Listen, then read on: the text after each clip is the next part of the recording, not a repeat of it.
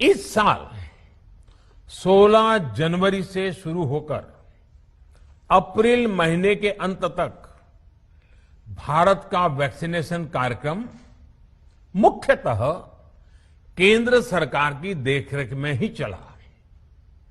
सभी को मुफ्त वैक्सीन लगाने के मार्ग पर देश आगे बढ़ रहा था।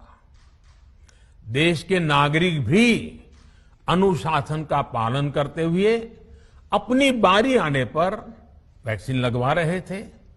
इस बीच कई राज्य सरकारों ने फिर कहा कि वैक्सीन का काम डिसेंट्रलाइज किया जाए और राज्यों पर छोड़ दिया जाए।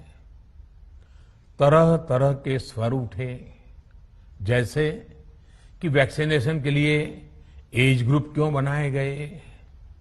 दूसरी तरफ किसी ने कहा कि उम्र की सीमा आखिर केंद्र सरकार ही क्यों तय करे।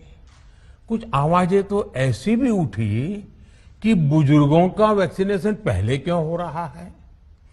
भांति भांति के दबाव भी बनाए गए।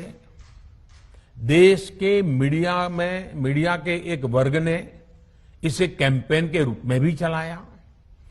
साथियों, काफी चिंतन मनन के बाद इस बात पर सहमति बनी कि राज्य सरकारें अपनी तरफ से भी प्रयास करना चाहती हैं, तो भारत सरकार को क्यों इतराज हो और भारत सरकार इतराज क्यों करे। राज्यों की इस मांग को देखते हुए, उनके आग्रह को ध्यान में रखते हुए 16 जनवरी से जो व्यवस्था चली आ रही थी, उसमें प्रयोग के तौर पर एक बदलाव किया गया। हमने सोचा कि राज्य ये मांग कर रहे हैं, उनका उत्साह है, तो चलो भाई 25% का काम उन्हीं को सुपुर्द कर दिया जाए, उन्हीं को दे दिया जाए।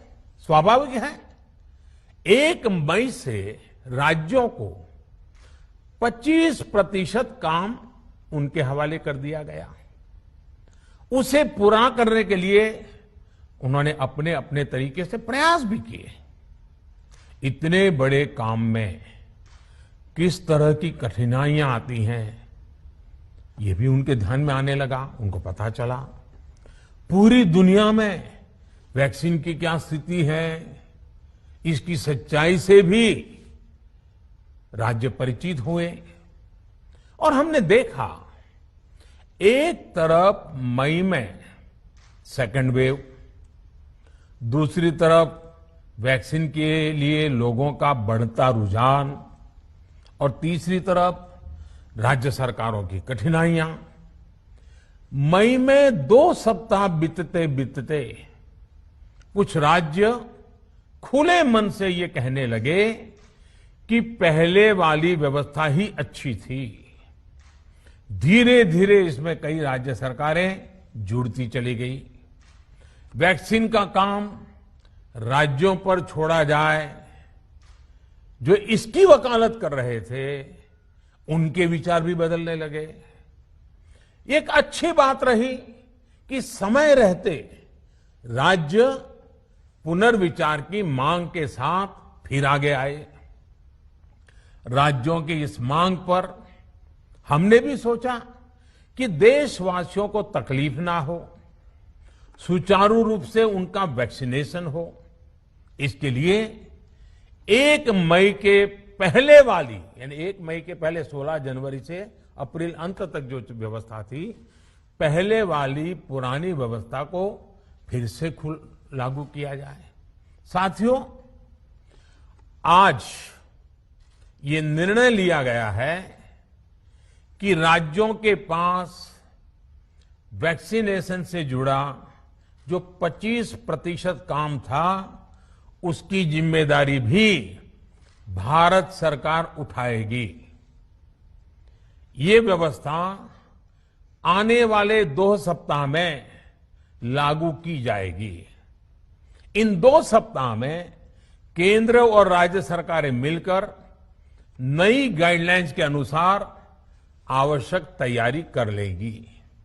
संयोग है कि 2 सप्ताह बाद 21 जून को ही अंतर्राष्ट्रीय योग दिवस भी है। 21 जून सोमवार से देश के हर राज्य में 18 वर्ष से ऊपर की उम्र के सभी नागरिकों के लिए भारत सरकार राज्यों को मुफ्त वैक्सीन मुहैया कराएगी। वैक्सीन निर्माताओं से कुल वैक्सीन उत्पादन का 75% हिस्सा भारत सरकार खुद ही खरीदकर राज्य सरकारों को मुफ्त देगी। यानी देश की किसी भी राज्य सरकार को वैक्सीन पर कुछ भी खर्च नहीं करना होगा। अब तक देश के करोड़ों लोगों को मुफ्त वैक्सीन मिली है। अब 18 वर्ष की आयु के लोग भी इसमें जुड़ जाएंगे।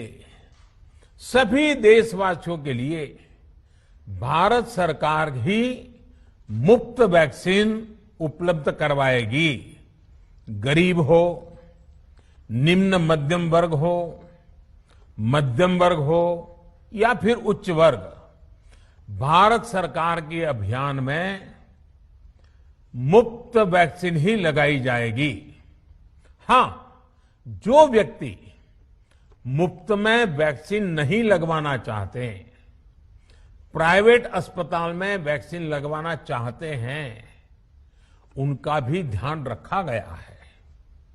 देश में बन रही वैक्सीन में से 25% प्राइवेट सेक्टर के अस्पताल सीधे ले पाए, ये व्यवस्था जारी रहेगी। प्राइवेट अस्पताल वैक्सीन की निर्धारित कीमत के उपरांत एक डोज पर अधिकतम 150 रुपये ही सर्विस चार्ज ले सकेंगे। इसकी निगरानी करने का काम राज्य सरकारों के पास ही रहेगा। साथियों, हमारे शास्त्रों में कहा गया है, प्राप्य आपदम न व्यथते कदाचित, उद्योगम अनु इच्छति चा प्रमत्तः। अर्थात विजेता आपदा आने पर उससे परेशान होकर हार नहीं मानते, बल्कि उद्यम करते हैं, परिश्रम करते हैं और परिस्थिति पर जीत हासिल करते हैं। कोरोना से लड़ाई में 130 करोड़ से अधिक भारतीयों ने अभी तक की यात्रा आपसी सहयोग, दिन रात मेहनत करके तय की है।